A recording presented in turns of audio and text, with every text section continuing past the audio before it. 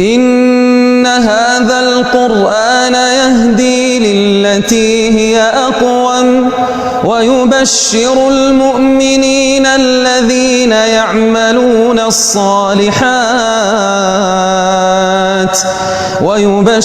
المؤمنين الذين يعملون الصالحات أن لهم أجرا كبيرا وأن الذين لا يؤمنون بالآخرة أعتدنا لهم عذابا أليما ويدعو الإنسان بالشر دعاءه بالخير وكان الإنسان عجولا وجعلنا الليل والنهار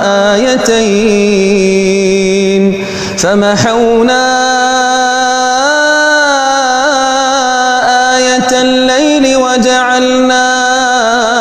آية النهار مبصرة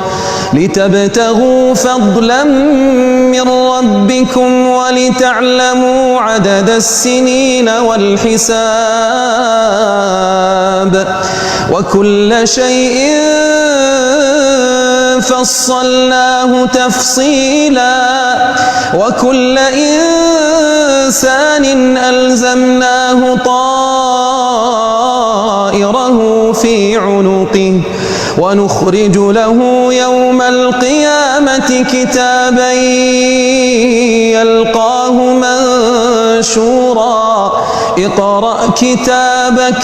اقرأ كتابك كفى بنفسك اليوم عليك حسيبا.